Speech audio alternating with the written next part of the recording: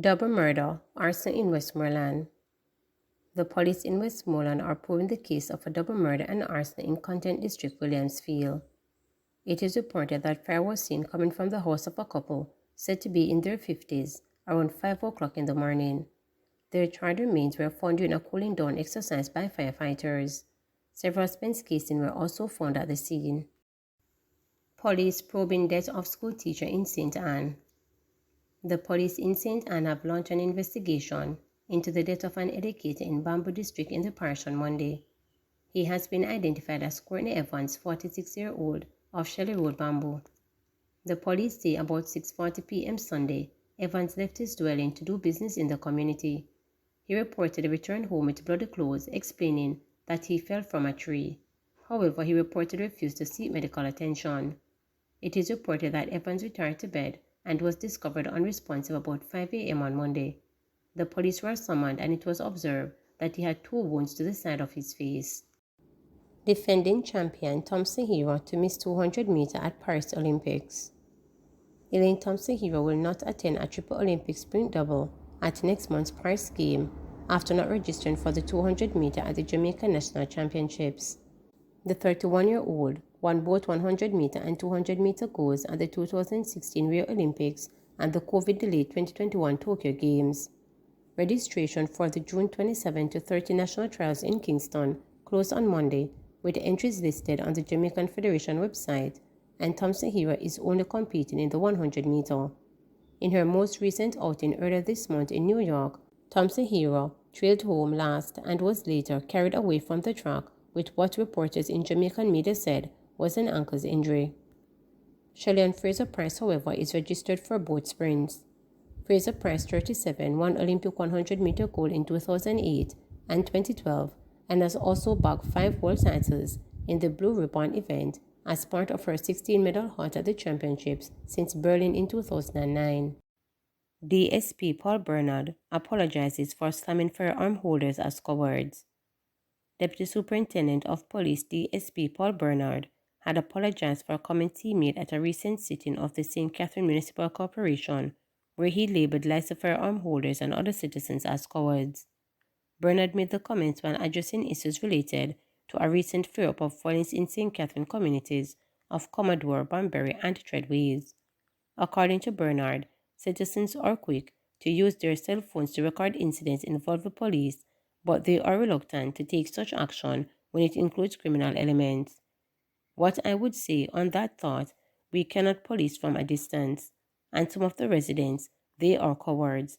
If you go there to look for Miss Murphy, they'll see you and video you, but when they see the criminals, they say, "I'm a G that man," stated Bernard. A lot of us are cowards, even the firearm holders inside here.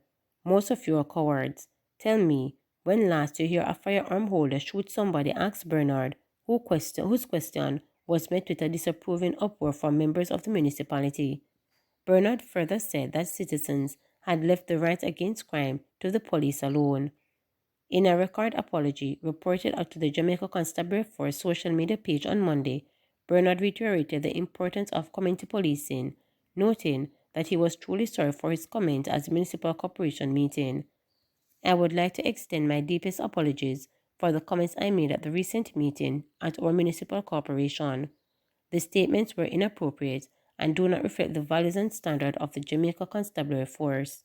I recognize that my remarks were an error in judgment and were not in line with the principles of stakeholders' engagement that we, as members of the Jamaica Constabulary Force, are committed to," stated Bernard. "As a 38-year-old advocate of community-based policing, I am deeply sorry for any distress or harm my words may have caused to the community, my colleagues, and the wider public. The success that the St. Catherine North Division and by extension the wider JCF has been able to achieve has come through building effective partnership between the police and our citizen groups. My comments are not reflective of the transformation in quality that we have engaged in," he added. Bernard further said he has prepared to face the consequences of his actions and was committed to learning from the experience to ensure that his behavior is never repeated. I am Paul Bernard, a Deputy Superintendent of Police attached to the St. Catherine North Division. Through this medium, I would like to extend my deepest apologies for the comments I made at the recent meeting of our municipal corporation. The statements were inappropriate and do not reflect the values and standards upheld by the Jamaica Constabulary Force. I recognize that my remarks were an error in judgment and were not in line with the principles of stakeholders' engagement that we, as members of the Jamaica Constabulary Force, are committed to.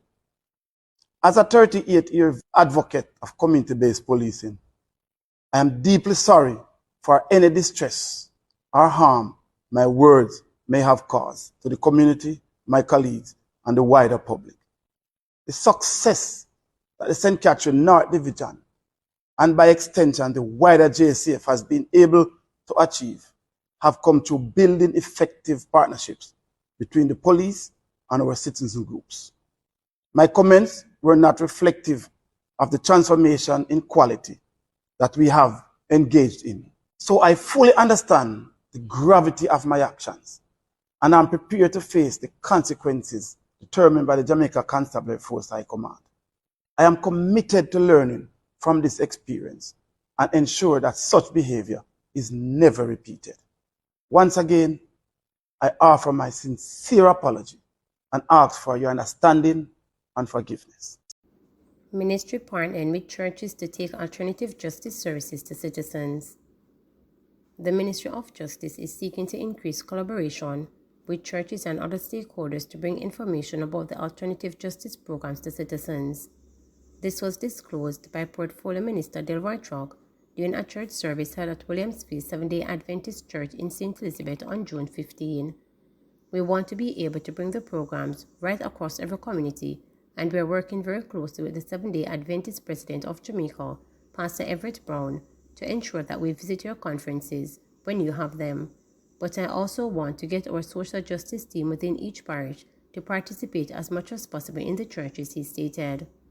The reason we are doing this is to let every resident in every nook and cranny of Jamaica know that they can get help and they should take the help to avoid disputes resulting in conflicts.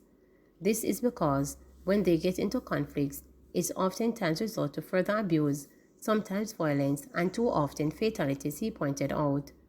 Chuck underscored the importance of forging partnership to let our people know that they should avoid the violence.